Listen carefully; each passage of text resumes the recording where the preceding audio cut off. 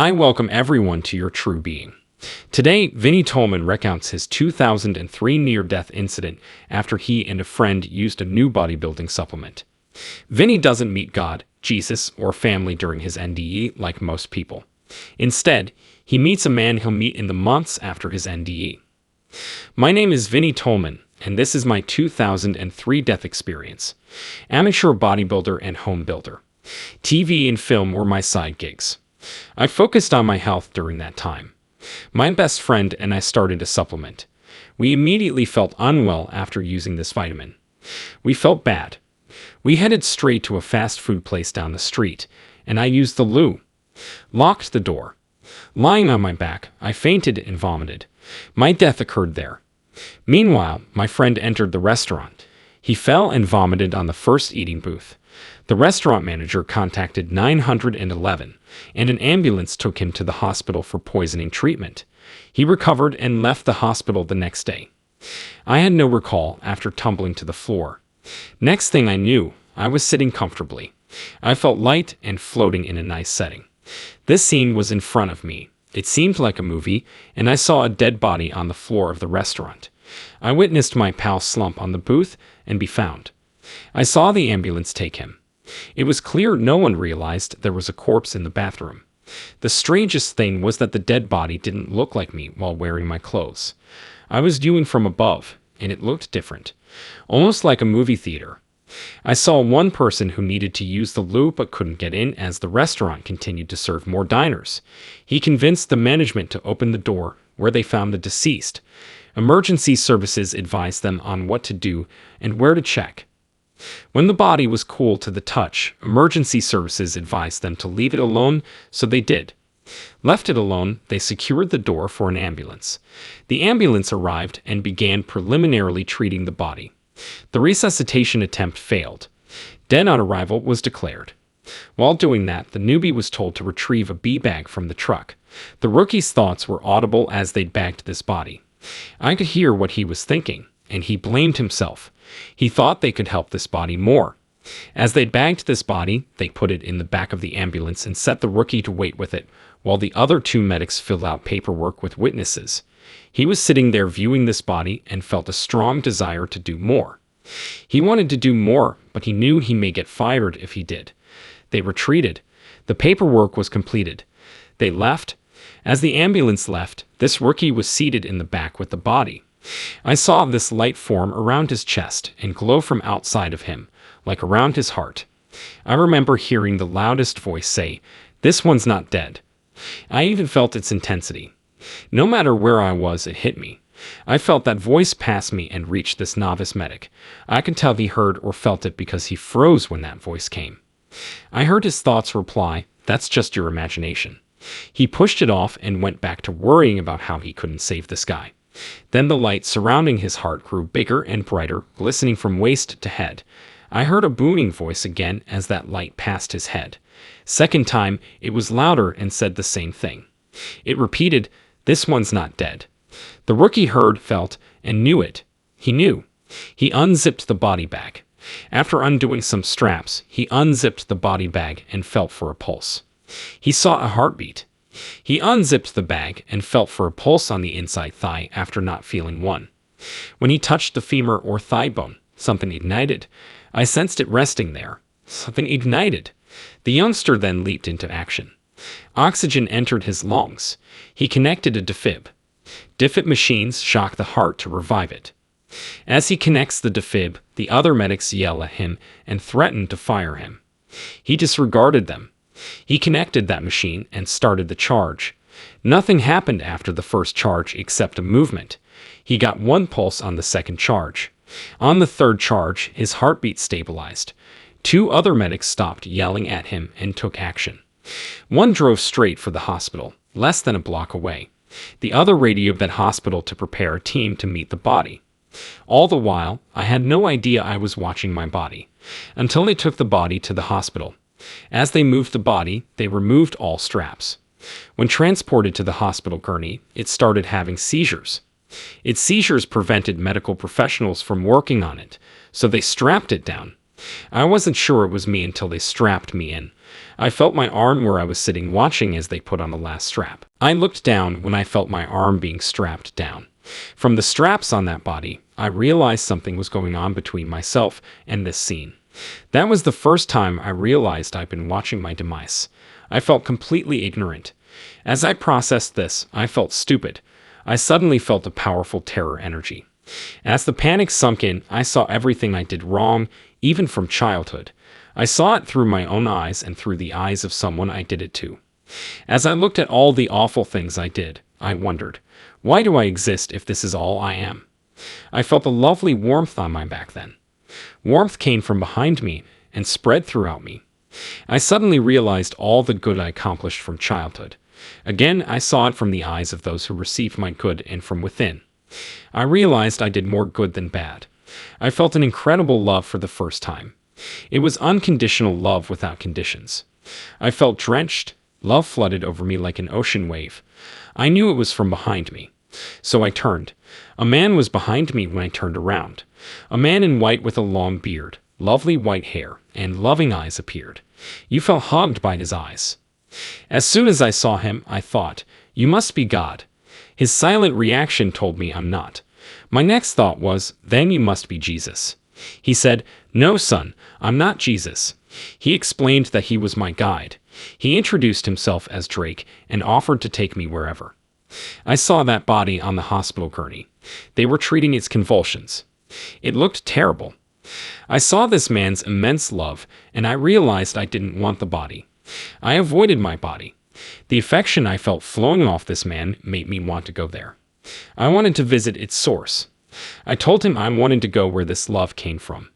He made me realize that this love came from my and his homes. I could return home if I wished. We decided to go home then. And we began this incredible, beautiful journey home. Drake told me right away that this would be a trip of distance and insight. As any of these understandings were provided to me, I didn't need to fully embrace them. I have to acknowledge that they might be true for me. That started my trip. Drake taught me that authenticity is the most essential thing in life. We need to be real since we often let masks or identities appear in life. So we display different masks to different people. It's crucial that we discover who we are, remove all masks, and let our true selves play in this life, this Earth's school.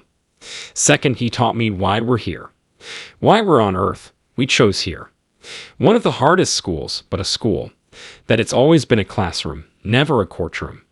Here to study, grow, and use what we've learned from life, mostly about relationships and how to love and create them. That's what we learn and carry throughout eternity. Love was his third lesson. Learning to love each other is one of the most important things we can learn in life. We must first love ourselves. If we can't love ourselves, we can't love others. We must love ourselves before loving others. Without self-love, we can't love others. This goes together. We approached this vast expanse larger than our planet and sun. I approached it and we landed at my home. Not everyone calls it heaven. My first impression was that everything was different, but also like Earth, just better. Everything on Earth has an external source of light, but there it has an internal source. Everywhere is light. Even the grass, the first thing I saw there, had amazing vibes. As my feet hit the grass, I felt the most incredible love flooding into me. I felt Drake's love again, but stronger. I saw that there was divine consciousness behind the grass, that the grass itself was divine consciousness, and that every blade of grass had its own energy, light, vibrational frequency, and that it was like a symphony that you could taste by touching it with your feet. Drake says, if you like the grass, you should see the flowers. That's when I started to notice the flowers, and Drake helped me zoom in on a flower, its petals, its edge, and I could experience that flower as if it were a mansion or condo, experiencing all aspects of this amazing flower. The colors you obtain there are more than our combined colors. It's just the essentials. As I experience this flower, I'm realizing that it has a consciousness and can radiate love, just like the grass. Flowers bring me great calm and healing. Drake replied, if you love the flowers, you need to notice the trees. I was really excited. I said, there are trees, and he pointed to the trees, where I witnessed their sublime majesty and pure divine consciousness and love. They just reach, love, and want us to experience them. Even as I saw and experienced them, I could feel their joy and the divine genius behind their being, how much they enjoyed my attention. While everything was happening, I saw a wonderful building that seemed like an antique university. I could feel a lot of learning going on there. I also witnessed people walking in and out of these rooms at the university, and they had to match their love energy or frequency to the room. They entered the room after matching it. Without matching it, they couldn't enter that chamber. It seemed like the space, the building, prepared you to enter different rooms when you reached particular love, vibrational love, and energy levels. As I watch, I'm amazed and floored. I'm shocked that this exists and wonder why I never known. Why wasn't I told this is reality? I realize there's nothing like that on Earth then. Therefore, we're not entirely taught it. Drake comes to me and hugs me as I'm looking about this amazing environment. The power to create a universe and utter communion with Drake as we came together and felt the Creator's love from him were sensed in this hug. I could sense a rush of energy coming off of us when we hugged, almost like a pulsar or tremendous boom. He said, "Vinney, I know this is going to be hard, but it's going to be worth it." Then I heard my brother praying over my body. My hospitalized body was receiving a particular prayer from him. 3 days of brain death had passed. I was in a coma for 3 days while traveling. I heard a unique prayer over my body. That specific prayer from my brother ordered me to be healed and return to my body. After my brother finished his specific prayer, I felt instantly dragged back into my body. I was ripped from a body bag on January 18th and released at 7:30 a.m. on January 21st. The worst part was after my encounter, since you can't think about anything else. Only wanting to return dominates your thoughts. I longed to return for months. I planned many ways to do it, unintentionally or intentionally. I wanted heaven again. Drake kept telling me, "Vinney, it's going to be hard, but it's going to be worth it." In April, I met my Earth Angel. I met Andrea, my wife. From our first meeting, we felt incredible energy between us. As I met her, heaven activated, and for the first time since returning, I felt a great urge to stay on Earth, move forward, and do what's hard but worth it. Thus, I started living differently from my past. I changed my lifestyle, speech, and identity. I wasn't flawless, but I changed my life. A few months later, I was getting married in 1 month.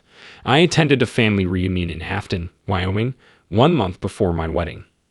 I saw a picture in a major high school presentation. Drake was photographed. Because it said Charles, not Drake, I was very confused. The final name was my grandmother's maiden name. I went to my grandmother and asked, "Grandma Donna, who is Charles Gazer?" She said, "Oh, you mean Great-Grandpa Drake. He's kind of famous in our family." That confirmed that what I had experienced was real. I relate this experience not to suggest it's everyone's, but to assist you and everyone listening understand that life is bigger than you think. We've lived for an eternity before we arrived, and we'll live forever after.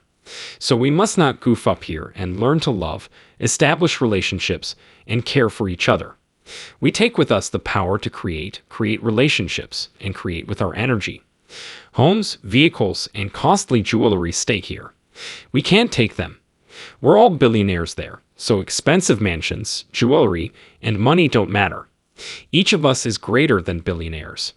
We are all so full of the Creator's love that we can wash away any hurt from this life, embrace that love, and continue ahead to learn and grow in paradise, our ultimate home.